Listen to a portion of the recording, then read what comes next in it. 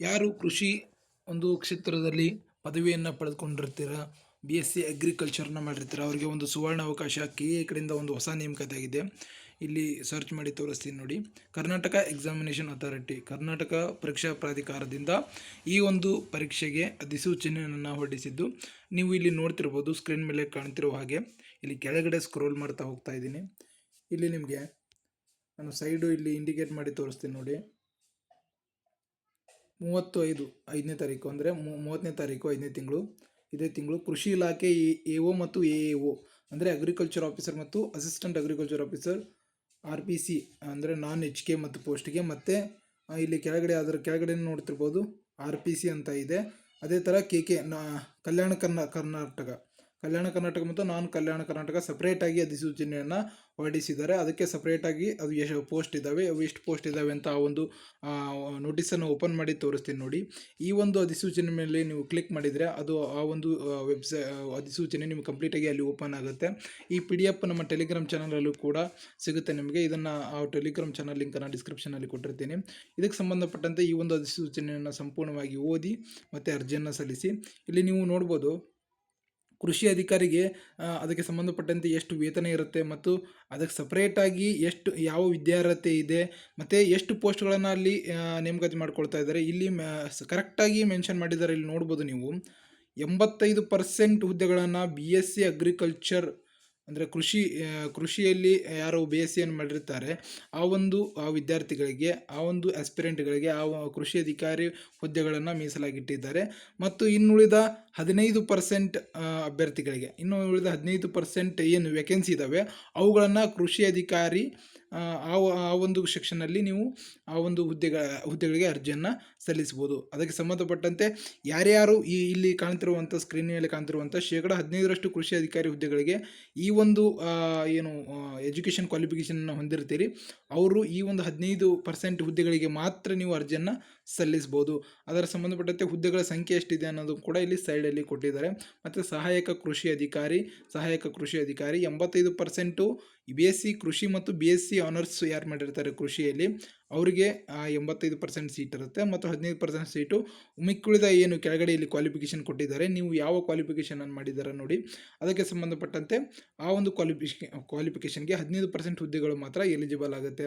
ಆ ಹುದ್ದೆಗಳು ಎಷ್ಟು ಇದಾವೆ ಅನ್ನೋದನ್ನು ಕೂಡ ಅದರ ಮುಂದೆ ಕೊಟ್ಟಿದ್ದಾರೆ.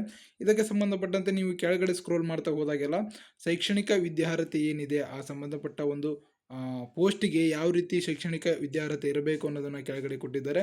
ನೆಕ್ಸ್ಟ್ ನೀವು ನೋಡ್ಬೋದು ಇಲ್ಲಿ ವಯೋಮಿತಿ ಎಷ್ಟಿದೆ, ವಯಸ್ಸು ಎಷ್ಟು, ನಾವು ಎಲ್ಲಿವರೆಗೂ ಅರ್ಜಿಯನ್ನು ಸಲ್ಲಿಸ್ಬೋದು ಅಂದರೆ ಸಾಮಾನ್ಯ ಅರ್ಹತೆ ಅಭ್ಯರ್ಥಿಗಳಿಗೆ 40 ವರ್ಷ, ಪ್ರವರ್ಗ 2A 2B 3A ಮತ್ತು 3B ಅಭ್ಯರ್ಥಿಗಳಿಗೆ 43 ವರ್ಷಗಳು ಮತ್ತು ಪರಿಶಿಷ್ಟ ಜಾತಿ ಪರಿಶಿಷ್ಟ ಪಂಗಡ ಪ್ರವರ್ಗ 1 ಅಭ್ಯರ್ಥಿಗಳಿಗೆ 45 ವರ್ಷದವರೆಗೂ ಆ ವಯೋಮಿತಿಯನ್ನು ಕೊಟ್ಟಿರುವಂಥದ್ದು ಇಲ್ಲಿ ನೀವು ಸ್ಕ್ರೀನ್ ಮೇಲೆ ನೋಡ್ತಿರ್ಬೋದು. ಅದೇ ಥರನಾಗಿ ಈ ಒಂದು ಏಜನ್ನು ನೀವು ಕ್ವಾಲಿಫೈ ಆದರೆ ನೀವು ಅಲ್ಲಿ ಅರ್ಜಿಯನ್ನು ಸಲ್ಲಿಸ್ಬೋದು ಅಲ್ಲಿ ಅದ್ರ ಒಳಗಡೆ ಇದ್ದರೆ. ಓಕೆ, ನೆಕ್ಸ್ಟ್ ನೀವು ನೋಡ್ತಿರ್ಬೋದು ಇಲ್ಲಿ ಇದಕ್ಕೆ ಸಂಬಂಧಪಟ್ಟಂತೆ ಅರ್ಜಿ ಸಲ್ಲಿಸುವ ವಿಧಾನ ಹೇಗಿದೆ ಅಂದರೆ ಕರ್ನಾಟಕ ಪರೀಕ್ಷಾ ಪ್ರಾಧಿಕಾರ, ನಾನು ಇಲ್ಲಿ ಸ್ಕ್ರೀನ್ ಮೇಲೆ ಮತ್ತೆ ತೋರಿಸ್ತೀನಿ ನಿಮಗೆ ಎಲ್ಲಿ ಅರ್ಜಿ ಸಲ್ಲಿಸೋದು, ಯಾವ ಇದಕ್ಕೆ ಲಿಂಕ್ ಎಲ್ಲಿರುತ್ತೆ ಅನ್ನೋದನ್ನು ತೋರಿಸ್ತೀನಿ. ಆನ್ಲೈನ್ ಅರ್ಜಿ ಸಲ್ಲಿಸಲು ವೇಳಾಪಟ್ಟಿ ಏನಿದೆ, ಯಾವಾಗ ಈ ಒಂದು ಅರ್ಜಿ ಪ್ರಾರಂಭವಾಗುತ್ತೆ ಅಂದರೆ 30/5/2026 ಪ್ರಾರಂಭ ಆದರೆ 20/6/2026ಕ್ಕೆ ಇದು ಕೊನೆಯ ದಿನಾಂಕ ಆಗಿರುತ್ತೆ. ಮತ್ತು ಅದಕ್ಕೆ ಪೇಮೆಂಟನ್ನು ಮಾಡಬೇಕಂದ್ರೆ ಆ ಒಂದು ಅರ್ಜಿಯ ಶುಲ್ಕವನ್ನು ಪಾವತಿ ಮಾಡಬೇಕಂದ್ರೆ ನೀವು ಇಲ್ಲಿ ನೋಡ್ಬೋದು 22/6/2026 ಇದು ಕೊನೆಯ ದಿನಾಂಕ ಆಗಿರುತ್ತೆ. ಅಂದರೆ ಶುಲ್ಕವನ್ನು ಪಾವತಿ ಮಾಡಲಿಕ್ಕೆ ಕೊನೆಯ ದಿನ ಆಗಿರುತ್ತೆ. ನೆಕ್ಸ್ಟು ತದನಂತರದಲ್ಲಿ ನೀವು ಕೆಳಗೆ ನೋಡ್ಬೋದು ಪರೀಕ್ಷಾ ದಿನಾಂಕ. ಇವಾಗ ಆಲ್ರೆಡಿ ಅಡ್ವಾನ್ಸ್ ಆಗಿ ಅವರು ಪರೀಕ್ಷಾ ದಿನಾಂಕ ಪತ್ರಿಕೆ 1 ಮತ್ತು ಪತ್ರಿಕೆ 2ರ ಫಲಿತ ಏನು ಪರೀಕ್ಷೆಯ ಒಂದು ದಿನಾಂಕವನ್ನು ಕೊಟ್ಟಿದ್ದಾರೆ. ಆದರೆ ಇಲ್ಲಿ ಕನ್ನಡ ಭಾಷಾ ಪರೀಕ್ಷೆಯ ಬಗ್ಗೆ ದಿನಾಂಕವನ್ನು ಇನ್ನೂ ಕೊಟ್ಟಿಲ್ಲ ನೋಟಿಫಿಕೇಷನಲ್ಲಿ. ಇವಾಗ ನೋಟಿಫಿಕೇಷನ್ ಆಗಿರೋದ್ರಲ್ಲಿ ಯಾವುದೇ ರೀತಿ ಆ ಒಂದು ದಿನಾಂಕವನ್ನು ಕೊಟ್ಟಿಲ್ಲ. ನೆಕ್ಸ್ಟ್ ಡೇಸಲ್ಲಿ ಅಪ್ಕಮಿಂಗ್ ಡೇಸಲ್ಲಿ ಇದನ್ನು ನೋಟಿಫೈ ಮಾಡ್ತೀವಿ, ತಿಳಿಸ್ತೀವಿ ಅಂತ KA ಕಡೆಯಿಂದ ಹೇಳಿದ್ದಾರೆ. ನೆಕ್ಸ್ಟ್ ನೀವು ಇದಕ್ಕೆ ಸಂಬಂಧಪಟ್ಟಂತೆ ಇಲ್ಲಿ ಕೆಳಗಡೆ ನೋಡ್ತಾ ಹೋಗ್ಬೋದು ಶುಲ್ಕ ನಿಮಗೆ ಯಾವ್ಯಾವ ವರ್ಗಕ್ಕೆ ಎಷ್ಟಿದೆ ಅಂತ ನೋಡೋದಾದರೆ ಸಾಮಾನ್ಯ ಅರ್ಹತೆ ಮತ್ತು ಇತರೆ ಅಭ್ಯರ್ಥಿಗಳಿಗೆ ಎಷ್ಟಿದೆ 750 ಅರ್ಜಿ ಶುಲ್ಕ ಇದೆ.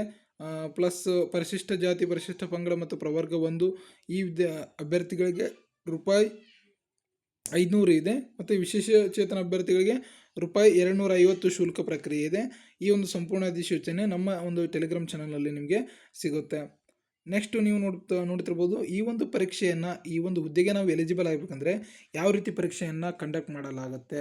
ಇದು OMR ಮಾದರಿಯಲ್ಲಿ ನಿಮಗೆ ಪರೀಕ್ಷೆಯನ್ನು ಕಂಡಕ್ಟ್ ಮಾಡಲಾಗುತ್ತೆ. ಆಫ್ಲೈನ್, ಯಾವುದೇ ರೀತಿ ಕಂಪ್ಯೂಟರಲ್ಲಿ ಪರೀಕ್ಷೆ ಇರಲ್ಲ, ಇದು ಆಫ್ಲೈನ್ ಅಲ್ಲೇ ನಡೆಸುವಂಥದ್ದು. ಮತ್ತು ಈ ಒಂದು ಪರೀಕ್ಷೆಯಲ್ಲಿ ಯಾವ ಯಾವ ಪ್ರಶ್ನೆ ಭಾಷೆ ಇದು ಏನು ಪತ್ರಿಕೆಗಳಿರ್ತವೆ ಮತ್ತು ಅದಕ್ಕೆ ಸಂಬಂಧಪಟ್ಟಂಥ ಸಿಲೆಬಸ್ ಏನನ್ನೋದನ್ನು ಕೂಡ ಇಲ್ಲಿ ಕೊಟ್ಟಿದ್ದಾರೆ. ಕಡ್ಡಾಯ ಏನು ಕನ್ನಡ ಭಾಷಾ ಪರೀಕ್ಷೆಗೆ ನೀವು ಎಲಿಜಿಬಲ್ ಆಗ್ತೀರಾ ಇಲ್ಲ. ಒಂದು ವೇಳೆ ನೀವು SSLCಯಲ್ಲಿ ಆ ಒಂದು ಉನ್ನತ ಮಟ್ಟದಲ್ಲಿ ನೀವೇನಾದರೂ ಕನ್ನಡವನ್ನು ನೀವು ಅಲ್ಲಿ ಕಲ್ತಿದ್ರೆ ನೀವು ಅಲ್ಲಿ ಮತ್ತೆ ಈ ಪರೀಕ್ಷೆನ ಬರೆದಿರುವಂಥ ಬರೆಯುವಂಥ ಅವಶ್ಯಕತೆ ಬೀಳೋದಿಲ್ಲ. ಅದಕ್ಕೆ ಸಂಬಂಧಪಟ್ಟಂತೆ ಈ ಒಂದು ಇನ್ಫಾರ್ಮೇಷನ್ ಇಲ್ಲಿ ಕೊಟ್ಟಿದ್ದಾರೆ. ಇದನ್ನು ನೀವು ಕರೆಕ್ಟಾಗಿ ಓದ್ಕೊಳ್ಳಿ. ಕನ್ನಡ ಭಾಷಾ ಪರೀಕ್ಷೆಗೆ ಸಂಬಂಧಪಟ್ಟಂತೆ ಇಲ್ಲಿ ಇನ್ಫಾರ್ಮೇಷನನ್ನು ಕೊಟ್ಟಿರುವಂಥದ್ದು. ನೆಕ್ಸ್ಟ್ ನಿಮಗೆ ಪ್ರಶ್ನೆ ಪತ್ರಿಕೆ ಹಾಗೂ ಪಠ್ಯಕ್ರಮ ಅಂತ ಇದೆ. ಕೃಷಿ ಅಧಿಕಾರಿ ಮತ್ತು ಸಹಾಯಕ ಕೃಷಿ ಅಧಿಕಾರಿ 85% ಹುದ್ದೆಗಳಿಗೆ, ಅಂದರೆ 85% ಹುದ್ದೆಗಳು ಏನಿದ್ದಾವೆ ಅದಕ್ಕೆ ಯಾರು ಅರ್ಜಿ ಸಲ್ಲಿಸಿರ್ತೀರಿ ಅವರಿಗೆ ಪತ್ರಿಕೆ ಒಂದರಲ್ಲಿ ಯಾವೊಂದು ಈಗ ಪತ್ರಿಕೆ ಒಂದರ ಸಿಲೆಬಸ್ ಏನಿರುತ್ತೆ ಅನ್ನೋದನ್ನು ಇಲ್ಲಿ ಕೊಟ್ಟಿದ್ದಾರೆ. ಸಾಮಾನ್ಯ ಪತ್ರಿಕೆಗೆ ಇದಿಷ್ಟು ಇನ್ಫಾರ್ಮೇಷನ್, ಅಂದರೆ ಈ ಒಂದು ಸಿಲೆಬಸನ್ನು ಕವರ್ ಮಾಡಲಾಗುತ್ತೆ. ಒಟ್ಟು 300 ಅಂಕಗಳು ಇರುತ್ತೆ ಈ ಒಂದು ಪತ್ರಿಕೆ ಒಂದರಲ್ಲಿ, ಮತ್ತು 2 ಗಂಟೆಗಳ ತಾಸು ಈ ಒಂದು ಪರೀಕ್ಷೆಯನ್ನು ಪತ್ರಿಕೆಯನ್ನು ನೀವು ಅಟೆಂಡ್ ಮಾಡಬೇಕಾಗುತ್ತೆ. ನೆಕ್ಸ್ಟು ಪತ್ರಿಕೆ 2 ಅಲ್ಲಿ ಏನಿದೆ, ನಿರ್ದಿಷ್ಟ ಪತ್ರಿಕೆ ಅಂದರೆ ಪಠ್ಯಕ್ರಮ ಪ್ರತ್ಯೇಕವಾಗಿ ಪ್ರಕಟಿಸಿದೆ ಅಂತ ಇದೆ. ಈ ಒಂದು ಪಠ್ಯಕ್ರಮವನ್ನು ಪ್ರತ್ಯೇಕವಾಗಿ ಎಲ್ಲಿ ಪ್ರಕಟಿಸಿದೆ ಅಂದರೆ, ನಾನು ಇಲ್ಲಿ ಡೈರೆಕ್ಟಾಗಿ ನಿಮ್ಗೆ ತೋರಿಸ್ಬಿಡ್ತೀನಿ ನೋಡಿ. ಈ ಒಂದು ನೋಟಿಫಿಕೇಶನ್ ನೀವು ಓಪನ್ ಆಗಿದೆಯಲ್ಲೋ, ಇಲ್ಲಿ ಬ್ಯಾಕ್ ಬಂದರೆ ನಿಮಗೆ ಇಲ್ಲಿ ಸೈಡ್ ಸ್ಕ್ರೀನ್ ಮೇಲೆ ಓಕೆ ಇಲ್ಲಿ ಕಾಣ್ತಾ ಇದೆ ನೋಡಿ. ಸೈಡ್ ಸ್ಕ್ರೀನ್ ಮೇಲೆ ಇಲ್ಲಿ 3 ಡಾಟ್ ಕಾಣ್ತಾ ಇದ್ದಾವೆ. ಸೈಡ್ ಸ್ಕ್ರೀನ್ ಮೇಲೆ ಇಲ್ಲಿ 3 ಡಾಟ್ ಕಾಣ್ತಾ ಇದ್ದಾವಲ್ಲ, ಅದ್ರ ಮೇಲೆ ನೀವು ಕ್ಲಿಕ್ ಮಾಡಬೇಕಾಗುತ್ತೆ. ಕ್ಲಿಕ್ ಮಾಡಿದ ನಂತರ ಮತ್ತೆ ಇಲ್ಲಿ ನಿಮಗೆ ಪ್ರವೇಶ, ನೇಮಕಾತಿ, ಹಿಂದಿನ ನೇಮಕಾತಿ ಅಂತ ಕಾದೆ ನೋಡಿ. ಇಲ್ಲಿ ನೇಮಕಾತಿ ಮೇಲೆ ನೀವು ಕ್ಲಿಕ್ ಮಾಡಬೇಕಾಗುತ್ತೆ. ಇದರ ಮೇಲೆ ಕ್ಲಿಕ್ ಮಾಡಿದ ನಂತರ ಮತ್ತೆ ಕೆಳಗಡೆ ಸ್ಕ್ರೋಲ್ ಮಾಡಿ ಇಲ್ಲಿ ನೀವೇನು ಸೆಲೆಕ್ಟ್ ಮಾಡಬೇಕು, ಅಗ್ರಿಕಲ್ಚರ್ ಡಿಪಾರ್ಟ್ಮೆಂಟ್ AO ಮತ್ತು AO ನೇಮಕಾತಿ 2026 ಅಂತ ಇದೆ ಅಲ್ವಾ, ಅಲ್ಲಿ ಕ್ಲಿಕ್ ಮಾಡಿದರೆ ಮತ್ತೆ ನಿಮಗೆ ಕೆಳಗಡೆ ಅಗ್ರಿಕಲ್ಚರ್ ಡಿಪಾರ್ಟ್ಮೆಂಟ್ AO ಮತ್ತು ನೇಮಕಾತಿ KK ಮತ್ತು RPC, ಅಂದರೆ KK ಮತ್ತು ನಾನ್ KK ಎರಡೂ ನೋಟಿಫಿಕೇಶನ್ ಸಂಬಂಧಪಟ್ಟಂತೆ ಅಲ್ಲಿ ಇನ್ಫಾರ್ಮೇಷನ್ ಸಿಗುತ್ತೆ. ಅದರ ಮೇಲೆ ಕ್ಲಿಕ್ ಮಾಡಿದರೆ ಕೆಳಗಡೆ ನೀವು ಸ್ಕ್ರೋಲ್ ಮಾಡ್ತಾ ಹೋಗ್ಬೋದು.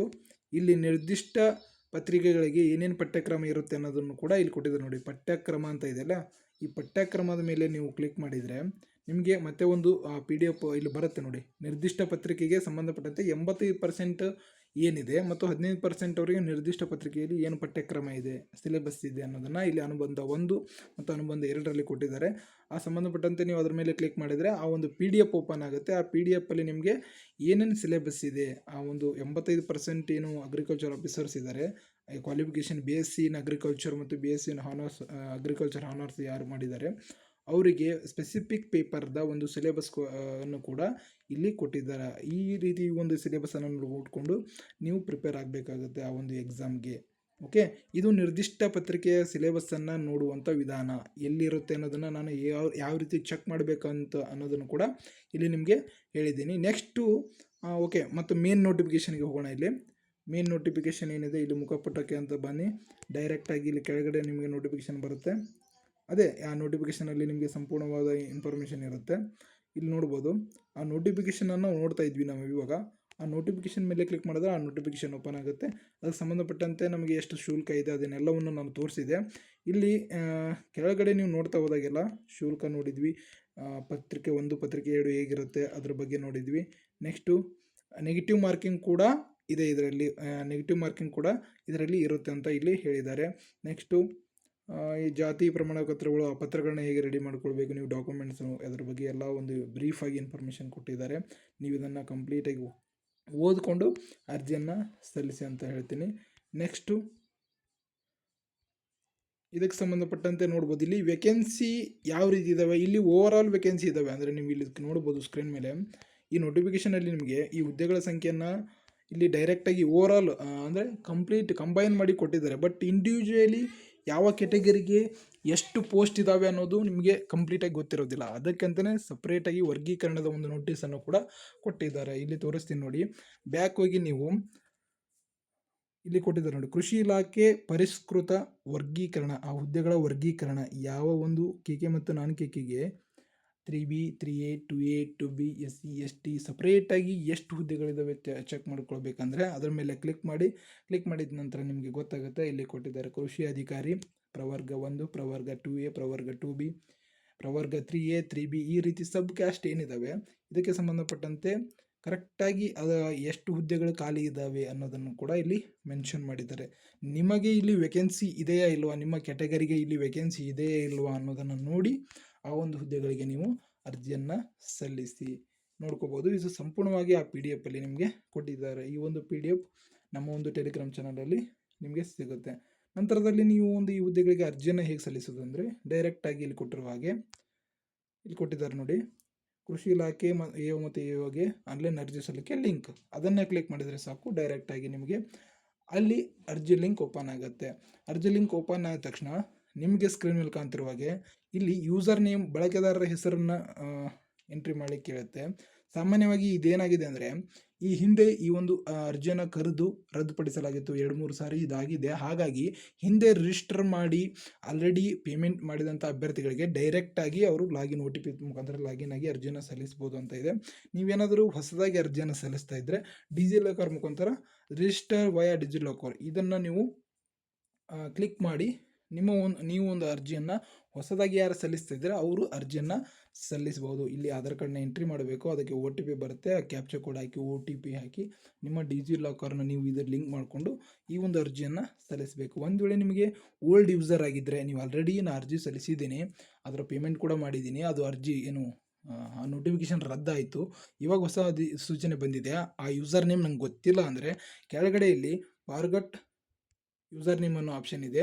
ಫಾರ್ಗಟ್ ಯೂಸರ್ ನೇಮ್ ಅನ್ನೋ ಆಪ್ಷನ್ ಮೇಲೆ ಕ್ಲಿಕ್ ಮಾಡಿಕೊಂಡು ನೀವು ಆ ಒಂದು ಯೂಸರ್ ನೇಮನ್ನು ನೀವು ಮತ್ತೆ ಪಡ್ಕೊಳ್ಬೋದು. ಆ ಒಂದು ಆಪ್ಷನ್ ಮೇಲೆ ಕ್ಲಿಕ್ ಮಾಡಿದರೆ ಮತ್ತೆ ನಿಮಗೆ ಅದೇ ಪ್ರೊಸೀಜರ್ ಕೇಳುತ್ತೆ. ನಿಮ್ಮ ಆಧಾರ್ ನಂಬರನ್ನು ಎಂಟ್ರಿ ಮಾಡಿ ಆ ಪ್ರೊಸೀಜರ್ನ ಕಂಟಿನ್ಯೂ ಮಾಡಿ. ನನಗೆ ಇಲ್ಲಿ ಯಾವುದೇ ರೀತಿಯ ಒಂದು ಅಪ್ಲಿಕೆಂಟ್ನ ಡೀಟೇಲ್ಸ್ ಇಲ್ಲದೆ ಇರೋದ್ರಿಂದ ನಾನು ಈ ಒಂದು ಅಪ್ಲಿಕೇಶನನ್ನು ಇಲ್ಲಿ ಪ್ರೊಸೀಡ್ ಮಾಡಲ್ಲ. ಇದು ಜಸ್ಟ್ ಇನ್ಫಾರ್ಮೇಷನ್ನು, ಈ ರೀತಿ ಪ್ರೊಸೀಜರ್ ಇರುತ್ತೆ ಅಂತ ತಿಳಿಸ್ಲಿಕ್ಕೆ ಮಾಡಿದ್ದು. ಇದಿಷ್ಟು ಒಂದು ಬ್ರೀಫ್ ಇನ್ಫಾರ್ಮೇಷನ್ ಆಗಿದೆ ಅನ್ಕೋತೀನಿ. ಕೃಷಿ ಇಲಾಖೆಯಲ್ಲಿ ಅಥವಾ ಯಾರು ಕೃಷಿ ಅಧಿಕಾರಿ ಆಗಬೇಕನ್ನೋ ಕನಸನ್ನು ಕಟ್ಕೊಂಡಿರ್ತಾರೆ ಅವರಿಗೆ ಒಂದು ಸುವರ್ಣ ಅವಕಾಶ. ಪ್ರತಿ ಬಾರಿ ಇದು ನೋಟಿಫಿಕೇಶನ್ ಆದಾಗೆಲ್ಲ ಕ್ಯಾನ್ಸಲ್ ಆಗಿದೆ, ರದ್ದಾಗಿದೆ. ಈ ಸಾರಿ KA ಮುಖಾಂತರ ಕಂಡಕ್ಟ್ ಆಗ್ತಾ ಇರುವಂಥದ್ದು 2-3 ತಿಂಗಳಲ್ಲಿ ಈ ಒಂದು ಎಕ್ಸಾಮನ್ನು ಕಂಡಕ್ಟ್ ಮಾಡಲಾಗ್ತಾ ಇದೆ. ಬೇಗ ಯಾರು ಆಲ್ರೆಡಿ ಪ್ರಿಪೇರ್ ಇದ್ದೀರಾ, ಅದಕ್ಕೆ ಸಂಪೂರ್ಣವಾಗಿ ಅದರ ಬಗ್ಗೆ ಓದ್ಕೊಂಡಿದ್ದೀರಾ, ಅವರಿಗೆ ಸುವರ್ಣ ಅವಕಾಶ ಇರೋದು ಇದು. ಇದನ್ನು ಸದುಪಯೋಗ ಪಡ್ಕೊಳ್ಳಿ ಅಂತ ಹೇಳ್ತಾ ಇದೇ ರೀತಿ ನೆಕ್ಸ್ಟ್ ಇನ್ಫಾರ್ಮೇಷನ್ನ ಕೊಡ್ತಾ ಇರ್ತೀವಿ. ಸಬ್ಸ್ಕ್ರೈಬ್ ಮಾಡಿ, ಸಪೋರ್ಟ್ ಮಾಡಿ. Thank you.